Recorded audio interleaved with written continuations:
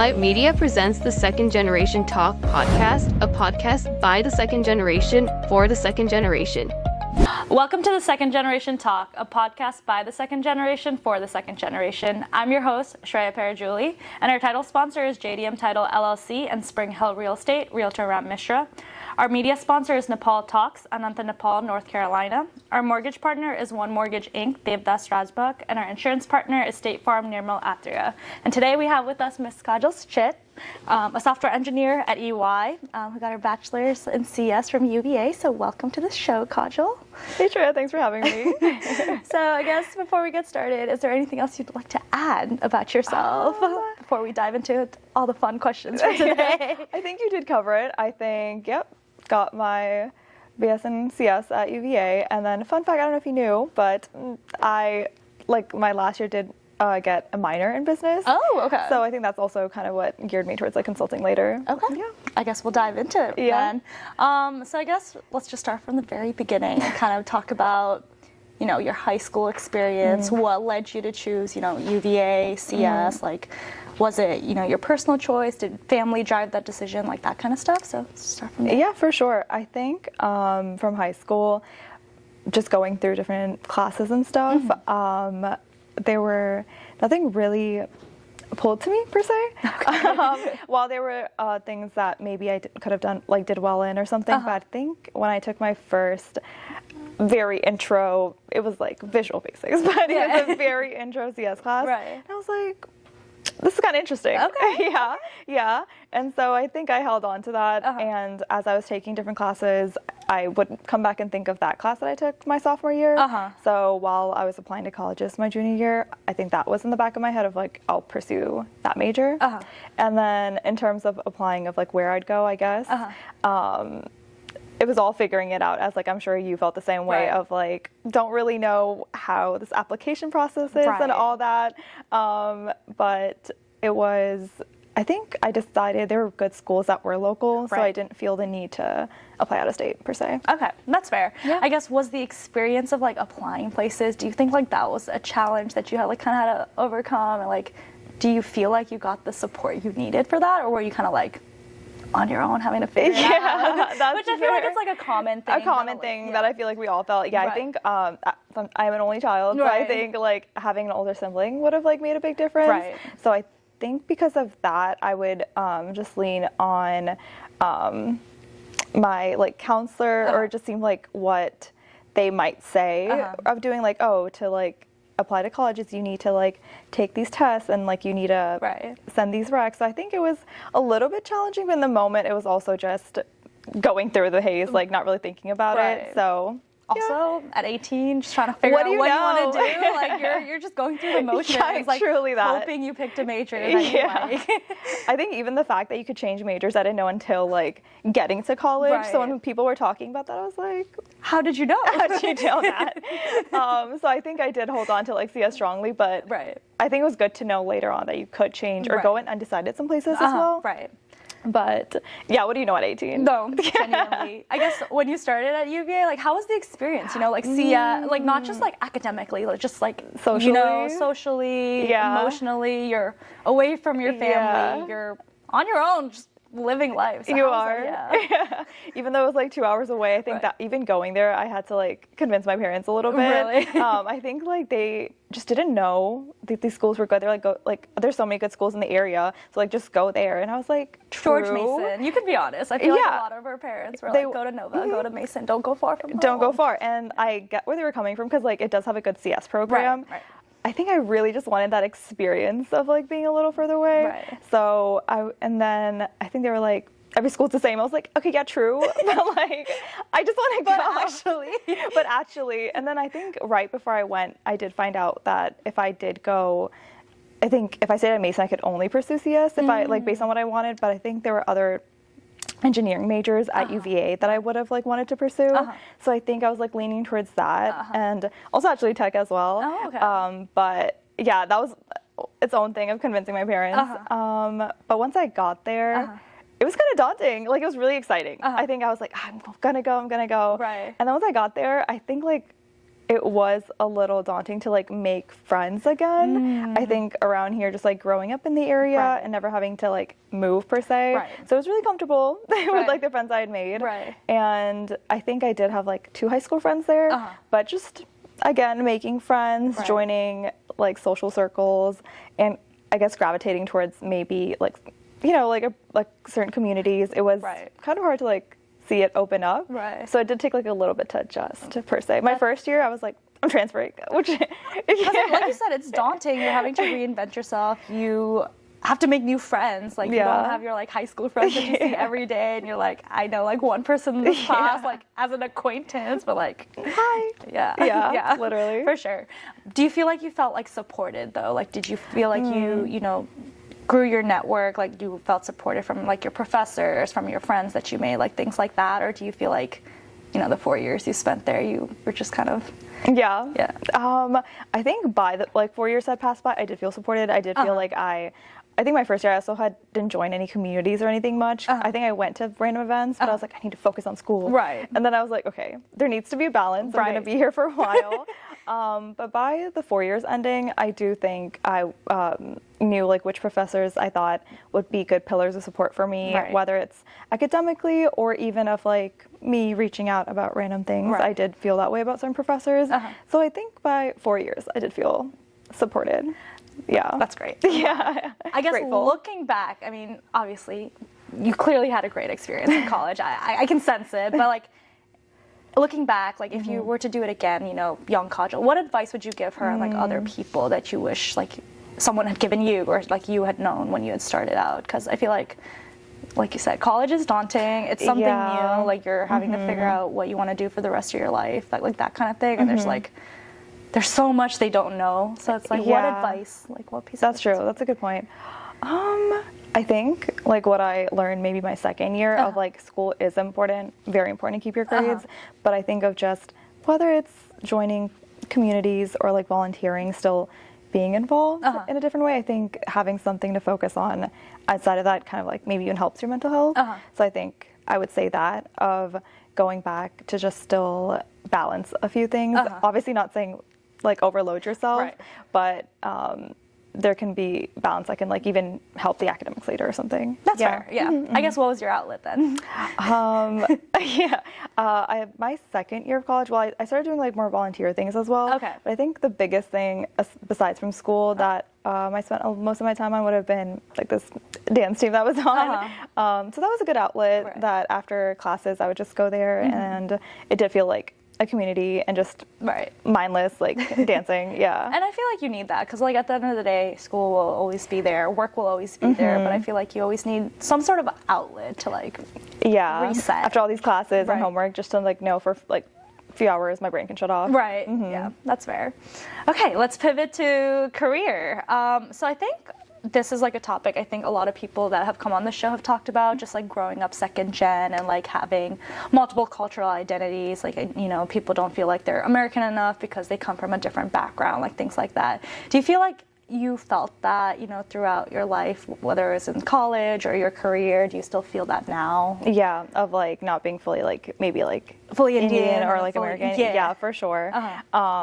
I think whether it's like every time I go back home, I feel like my views are very American, per quote, like too progressive to be there. But here I feel like I do have a strong tie to like my culture. So I think that really was something I do feel like maybe even now. I think maybe now I've more settled into like knowing there's a balance to it. But I think in college, again, you're so young. And even my first year, I think that was something that did upset me. I was looking for that community. And I didn't find it per se. I think I found it later on.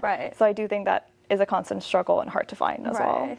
Do you feel like you had to hide who you were in the beginning, or were you like, you know, not necessarily like ashamed, but I feel like for me personally, like when I was younger, it's like I felt the need to be so American compared to being like, you know, my Nepali side. And now like I appreciate it so much, but like when I was younger, I was like, nope. I don't want to talk anything about my culture. I'm like fully American. So do you feel like you had to like hide those parts of you?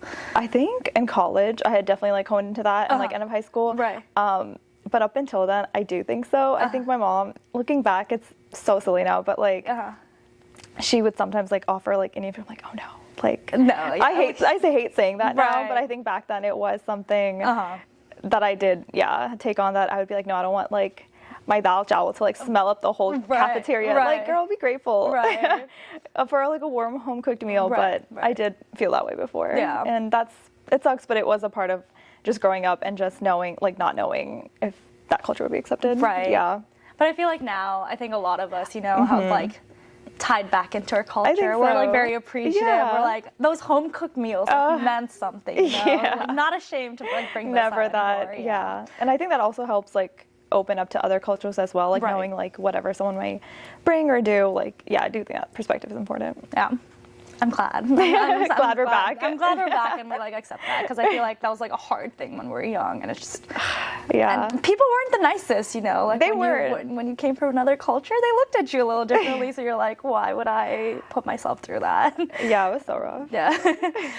Do you feel like you ever felt pressure from your parents to like pursue a specific career, like based on growing up Indian American? Because I feel like a lot of people like felt that pressure to pursue be a doctor, an engineer, like go into IT, like that, like be a lawyer. Did you ever feel that pressure to like choose a career like that? For sure. Maybe it's being an only child. I don't know what it is, but I think my parents were very supportive of what career choice I did pick. I think obviously they were probably great, like glad I picked like computer science. Stable job with stable money. But I think I think that meme. They're like, choose anything as long as it's a lawyer, this is that. They never said that. But I think they were supportive and never any pressure. I think in elementary school when I got bad grades, my dad was like, what are you doing? I think like that in middle school, he'd be like, this is not what we raised you for. This is not what it is. And then he would be like, look at your cousins. I'm like, oh my God, she has all A's. But I think later on in terms of career, they were like, whatever feels right. So I do appreciate that. Which I think is important. I feel like at the end of the day, you're the one pursuing that career. You want to do something you're somewhat passionate about, something that you enjoy. Yeah. I mean, I feel like you're passionate about what you do, but Yeah. So then, let's pivot to kind of like how you got into your like career and like got into software engineering, like where you started, like which job offer you accepted out of college, and like how you got to EY. Let's kind of talk about that. Yeah, for sure. I think around right before senior year for college started, as most seniors do, going very hardcore into like applying for jobs. So I was very focused that semester on that, along with school. And then I was very grateful to have gotten any job offers at all. So I was very grateful. And the one I accepted was actually for a small company, and I had a intro software engineering role there. And a month later, the recruiter reaches out that, hey, we got actually acquired by another bigger firm. Had you started, or were you acquired before you even started? I was acquired before I started. Like, I signed my letter, though, so it said that company's name. And then she was like, hey, hope you're doing well. We actually got acquired, so now you're, like, a part of another company. And I think just in my head, I was like, expecting to go into the smaller firm, so there wasn't anything that I felt in the moment, but it was just funny to know that that was not the company I was working for. So I ended up signing a different offer letter, and then that's where I've been working since I graduated. Yeah, that's fair. I guess when you like got into it, like, did you feel like there were challenges? I feel like because you said you wanted to like start at like a smaller company, and then you got acquired into like a big company. So do you feel like it was like a little challenging to adjust because you're working with so many people? It's like a major firm. Yeah, I did feel that way. And I think especially because the companies are a little different.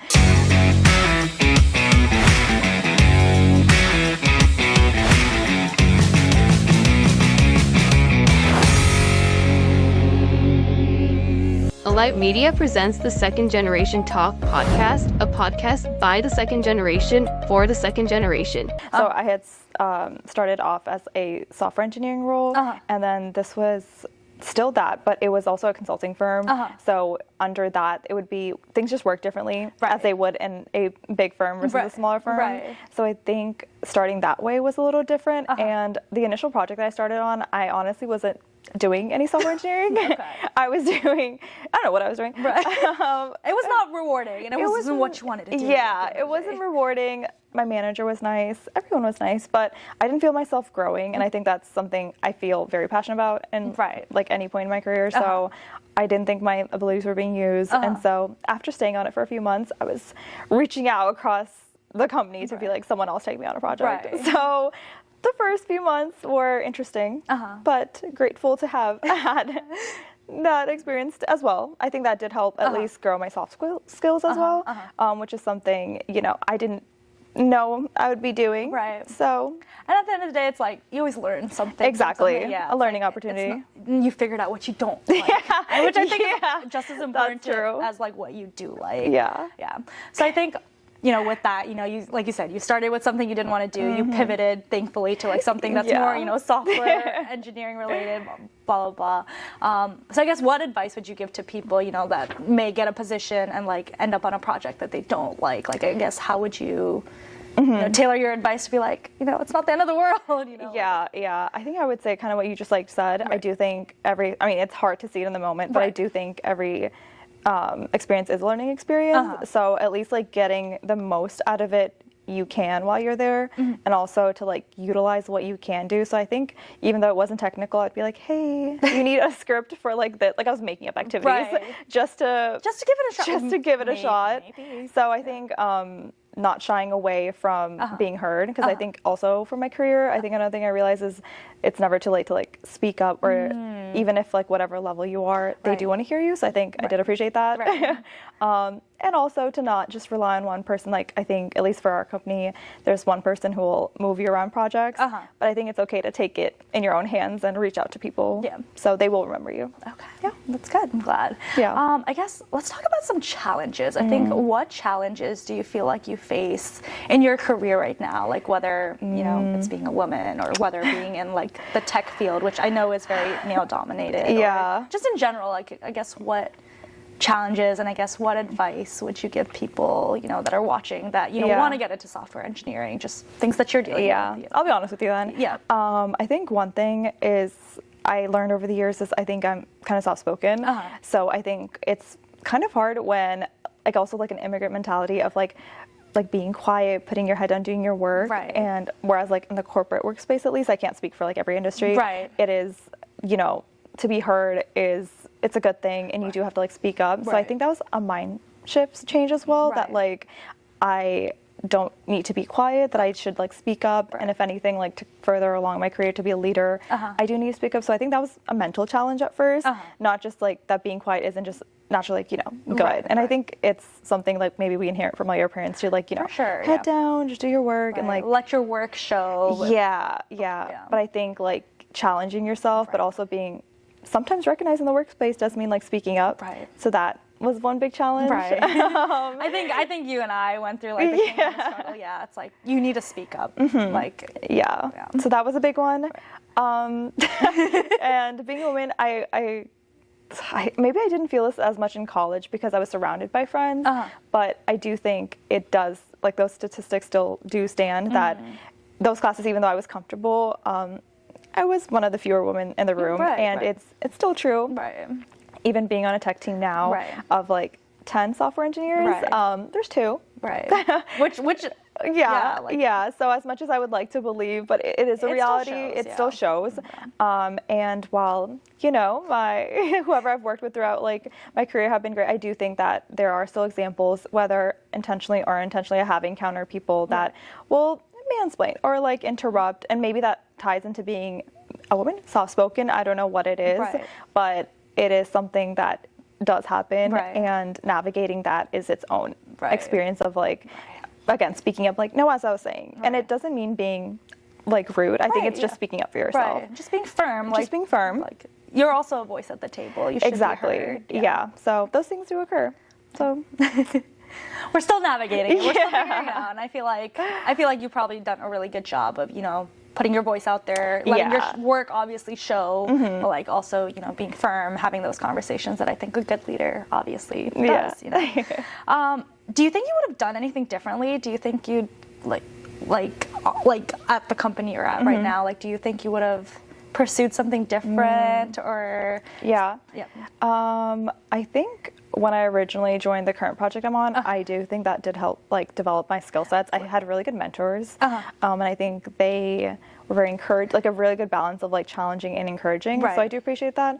I sometimes am curious if I didn't, like I switched over to another part in my firm, if I had pursued instead of cyber, if I had gone to like tech, like there's another work stream at our company of just tech and gone into AI or blockchain, I wonder how that would have played out. I do get curious about that sometimes, but... Do you think you'd pivot into that one day? Or do you maybe.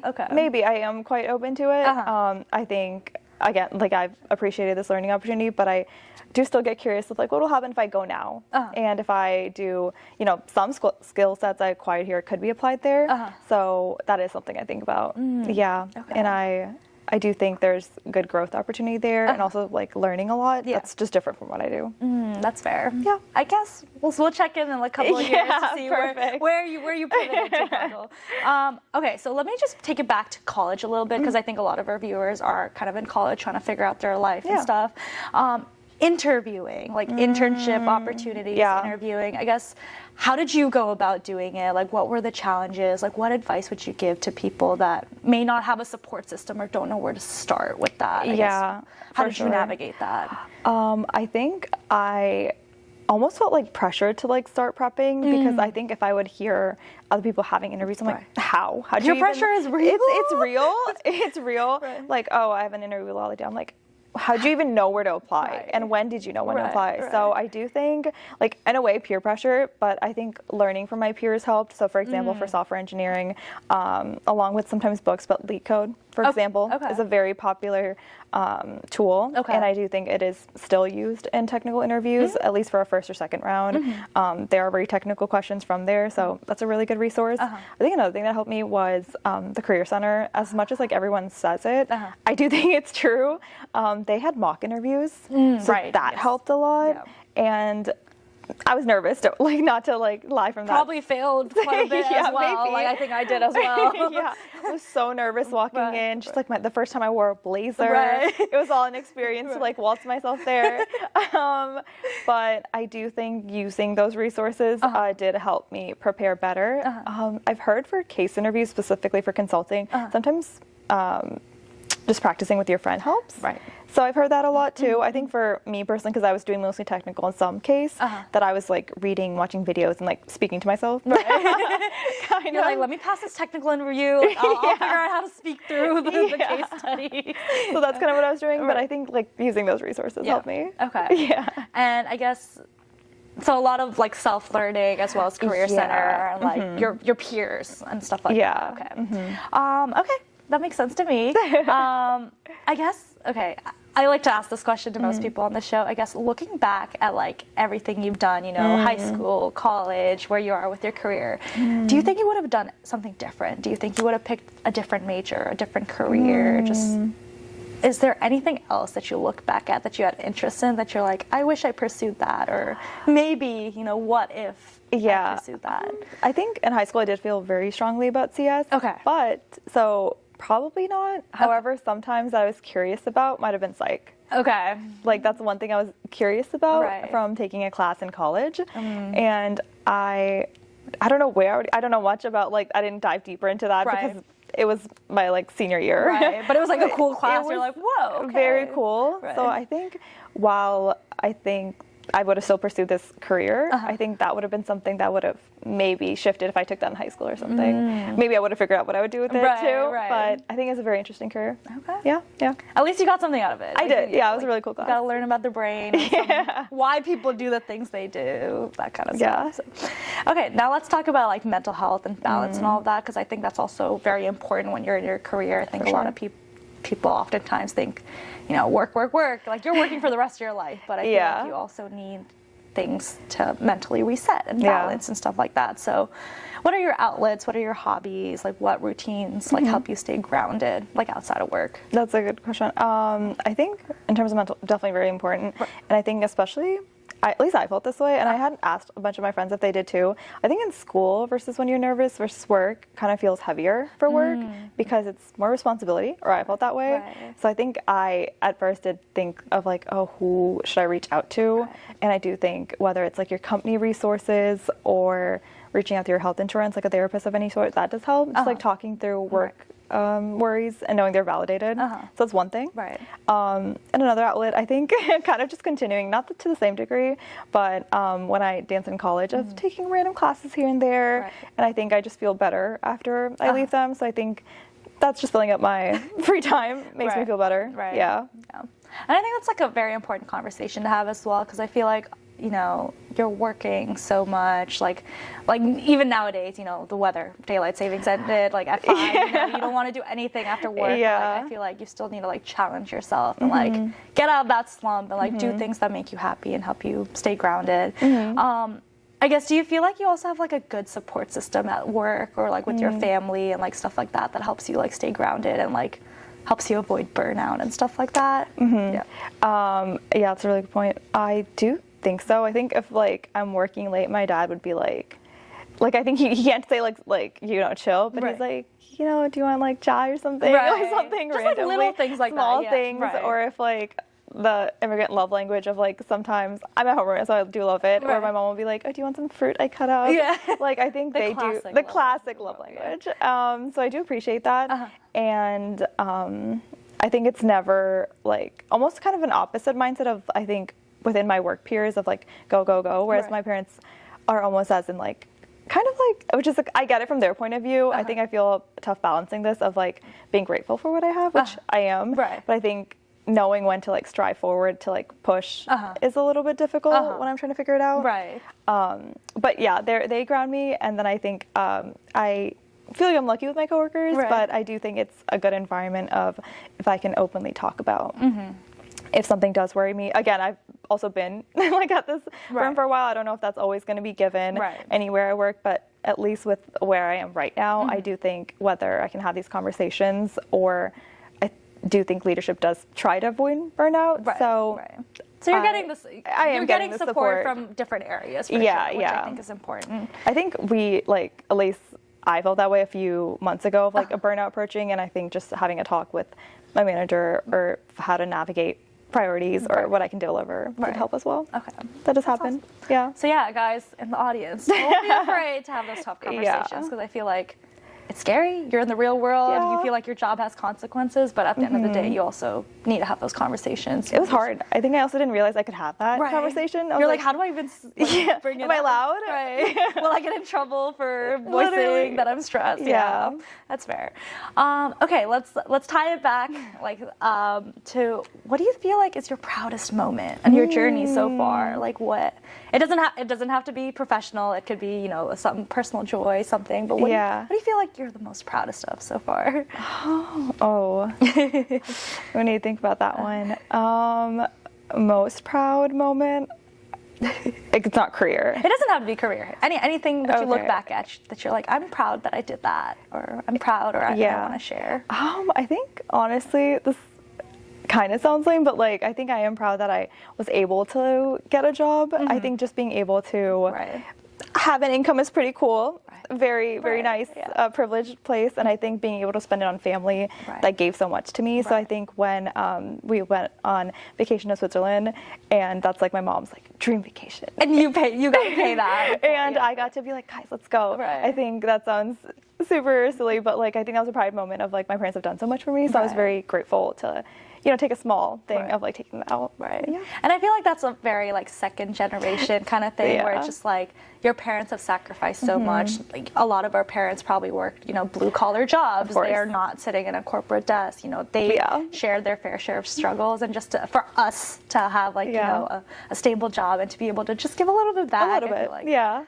feel like it's very heartwarming. You're like, I can do something, give back. Okay, so I guess what's next for you, Kajal? What's next? Like what do you want to do next? You know, next 5 years, next year. You know, what is what's next? I do want to either grow in my career, so whether that is leadership-wise grow here or to maybe pivot to something even like I think it was what I was saying before, like maybe within the company of instead of cyber of something a different route of cyber. I think I do want to pivot. So I think what next year you'll be focusing on maybe a different project, or just growing in my role as well.